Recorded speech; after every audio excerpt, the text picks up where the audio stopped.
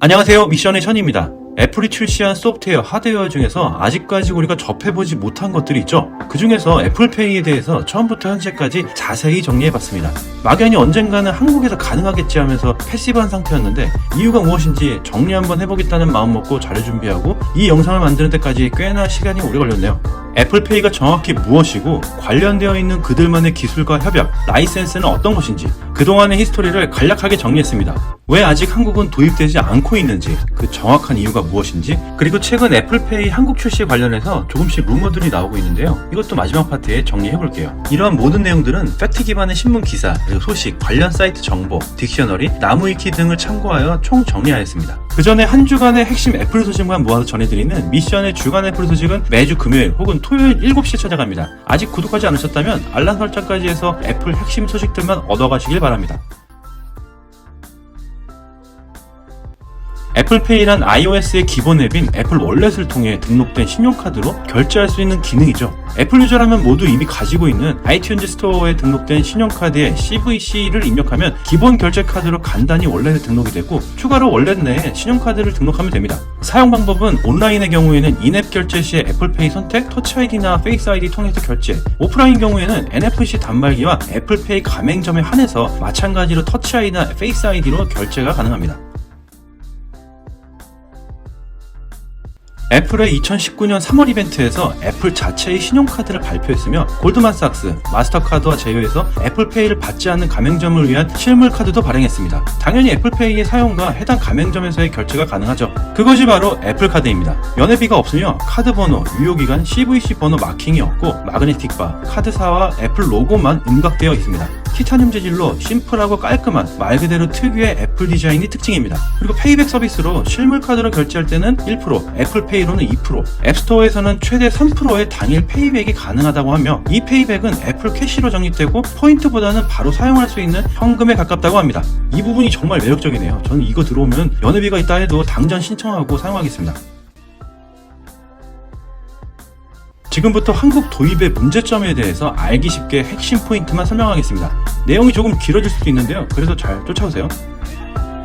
애플페이의 수수료 구조는 기본적으로 애플 자체 청구 수수료가 있는데요. 국가별로 차이가 좀 있습니다. 가장 먼저 도입된 미국의 경우에는 0.15, 중국의 경우에는 0.03%, 러시아의 경우에는 직불카드는 0.05, 신용카드는 0.12 정도로 계약한 것으로 알려져 있습니다. 일본, 영국, 그리고 유럽 연합 각국에서는 대체적으로 1에서 3% 수준인 기존 카드 수수료 중에서 일부를 떼어 0.1에서 0.2 정도로 애플 측이 가져가는 것으로 알려져 있습니다. 한국의 경우에는 애플은 0.1에서 0.2% 수준의 기존 자체 청구 수수료율에 1%의 비자, 마스터, 아멕스 카드에 RFID 기반 비접촉 결제 수수료를 더해서 최종 1.1% 내외의 수수료를 한국 카드사들에게 요구한 것으로 파악되고 있고 제법 높은 수수료율에 한국 카드사들이 부담을 많이 느껴왔던 것으로 보입니다.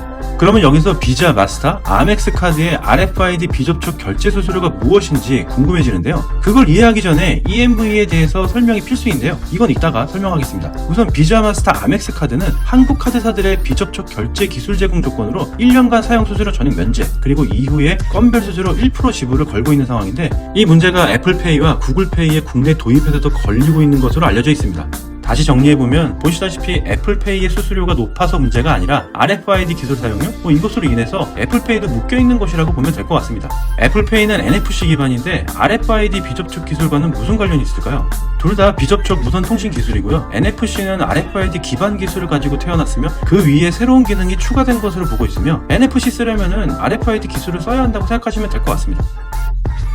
앞서 잠시 미뤄뒀던 EMV에 대해서 간단하게 설명을 드릴게요. 비접촉 결제 국제 표준 방식을 줄여서 EMV로 지칭하고 있는데요. 그것을 관리하는 협회, 모임, 이름이 EMVCO라는 회원 동맹이 있습니다. 우습게도 대단한 기술의 약자인 줄 알았는데 EMV의 어원은 유로페이, 마스터카드, 비자의 약자로서 유로페이는 최근 마스터카드와 아멕스가 인수했고 2009년엔 일본의 JCB카드, 그 이후에 디스커버, 유니페이가 회원국이 되었습니다. 결론적으로 강대국들의 금융사들입니다. 위와 같이 NFC 비접촉 결제 규격 도입을 위해서 1.1% 수수료 문제로 말미암아 애플페이는 물론이고 구글페이도 도입이 지연되고 있는 실정입니다. 그러면 여기서 또 궁금해집니다. 우리는 왜 꼭 저 RFID, NFC 비접촉 기술을 써야 하는지를요. 대단한 기술이나 프로토콜도 아니고 자체적으로 쓰면 안 되나? 지금도 사용하고 있는 NFC 결제는 무엇이지? 이런 합리적인 의심이 생기죠. 맞습니다. 이것 때문에 한국 국내 카드사들이 EMVCO 회원 국제 카드사들에게 수수료를 부담하기 싫어서 새로운 NFC 기반 결제 방식인 저스터치라는 것을 개발하긴 했습니다. 하지만 인프라 구축 문제로 보급이 좀 지지부진한 상황이죠. 이러한 상황에서 EMV 카드사가 해외 겸용 카드의 비접촉 결제 규격으로 저스터치를 사용하는 것에 반대할 가능성이 매우 높습니다. 당연하겠죠. 자기들 밥그릇인데요. EMV 카드사들은 당연히 저스터치를 해외 겸용 카드의 NFC 규격으로 사용하는 것에 동의하지 않을 것입니다. 이러한 사유 때문에 만약에 한국이 애플페이를 도입하게 된다면 국내 전용 카드는 저스터치, 해외 겸용 카드의 경우에는 EMV를 애플페이 결제 방식으로 사용하게 될 것입니다. EMV 수수료가 비싸다고 해서 해외 겸용 카드에 애플페이 등록을 막아버리는 것도 문제가 있고 좀 복잡한 케이스입니다만 해외 겸용 카드에 연결된 국내 전용 가상 카드를 우회 발급해서 실물은 해외 겸용, 애플페이에 등록된 카드는 국내 전용으로 사용하는 상황, 이런 것도 생각해 볼 수 있는데요. 따지고 보면 이러면 애플 측에 반대할 가능성이 크죠. 근데 이렇게까지 해야 하는 상황이 참 안타깝습니다. 이런저런 복잡한 사정으로 인해서 삼성페이 경우에는 한국 도입 시에 아예 자체적인 NFC 결제망과 기술을 만들어서 카드사에게 제공하고 있다고 합니다. NFC 단말기가 보급된 매장의 수가 영세상위까지 파악해보면 생각보다 매우 많이 적습니다. 삼성페이와 LG페이는 MST나 WMC와 같은 마그네틱 보안 전송 모듈이 탑재돼서 기존 MS카드 리더기에서도 별다른 개조 없이도 사용이 가능한 반면에 애플페이는 오로지 NFC만 사용하기 때문에 사용량을 늘리기 위해서는 어찌됐건 NFC 단말기를 보급해야 하는 실정입니다. 이 과정에서 애플도 단말기 보급 비용을 부담하느냐가 걸려있는데요. 애플 측에서는 카드사들이 부담해야 한다고 보급을 떠넘긴 상황이긴 합니다. 이 외에도 NFC 하드웨어 규격이 달라서 못 들어온다는 이야기도 있었으나 애플페이가 사용하는 NFC 규격이 국제 표준인 즉 EMV4 방식을 지원합니다. 다시 말해 한국 내에도 EMV 단말기를 보급하면 되고 또한 이미 한국 국내에서 EMV RFID 결제를 사용할 수 있는 가맹점들이 있죠. 애플페이나 구글페이를 지금도 사용할 수 있습니다. 이건 이따가 뒤에 좀 설명을 드릴게요.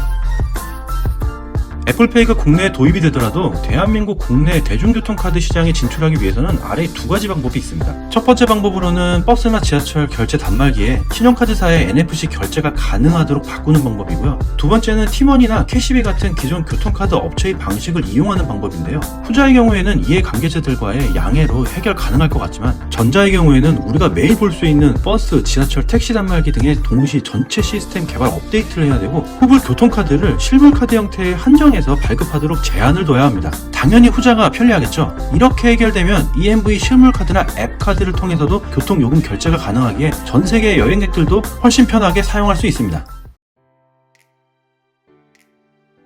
일단 한국 진출과 관련해서 카드사와 애플 간의 접촉은 2015년부터 시작되었습니다. 당시 하나카드를 비롯해서 여러 곳에 비공개 회동을 가졌는데요. 여기서 애플은 한국 NFC 가맹점에서 결제 시험까지 마친 데다가 상표까지 다 등록을 했었습니다. 앞서 설명드린 대로 최종 NFC 인프라 투자 비용의 주체, 그리고 토큰 방식, 간편 결제 수수료 부분에서 애플과의 협상이 결렬되었습니다.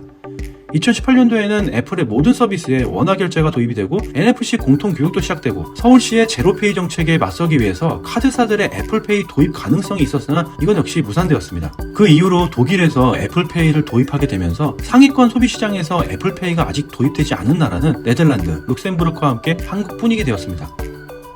2019년 7월에 애플카드의 상표권이 대한민국 특허청에 등록이 됐습니다. 출시를 목적으로 등록했다기보다 상표권 방어성 등록이라고 보는 시각이 많았고 실제로 그러했습니다. 현대카드와의 물밑 협상, 그리고 특정 카드사에서의 5년간의 지속적인 준비, 협상 루머, KT의 내부 직원 교육 시에 K뱅크 내 애플페이 마일리지 결제 소문, 레이플러스 조작 사건 등 또다시 긴 여정의 협상 과정과 루머들을 거치면서 결국 결렬이 되면서 이로 인해 결렬 사유에 대해서 구체화되기 시작합니다. 앞서 설명드린 대로 애플의 1% 내외의 수수료 요구와 NFC 단말기 보급 비용의 카드사 부담 때문입니다.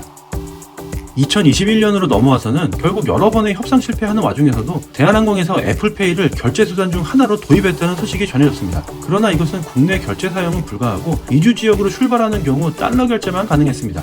최근 가능성이 고조되고 있는 소식으로는 3월 23일에 애플 재팬의 서비스 페이먼트 부문 채용 공고가 올라왔습니다. 일본과 한국의 애플 페이먼트 시스템 총괄 업무이고 한국의 로컬팀을 언급하면서 채용 영역이 애플페이로 되었습니다. 하지만 애플이 애플페이라고 칭하는 부분은 결제 시스템 전반을 가리키는 거라서 단순히 애플 앱스토어 같은 곳에 국한될 가능성도 있습니다. 그리고 몇몇 유튜버들이 전하고 있는 소식인데요. CU나 GS25, 미니스탑 등의 편의점들이나 스타벅스, 롯데리아, 엔젤리너스, 맥도날드 등 이런 프랜차이즈 매장에서는 EMV 비접촉 결제를 지원하고 있기 때문에 해외에서 등록한 애플페이 카드로 결제가 가능합니다. 퀵페이나 아이디 애플페이를 사용하는 일본 카드마저도 EMV 비접촉 결제 표준을 함께 지원하도록 바뀌어서 애플페이에 일본 카드를 등록해뒀다면 한국에서 사용이 가능합니다. 다만 EMV 비접촉 결제가 한국에서는 아직 인지도가 없는 상황인지라 방법을 아예 모르는 계산원들에게 시간을 들여서 좀 설명을 해야 하는 경우가 많습니다.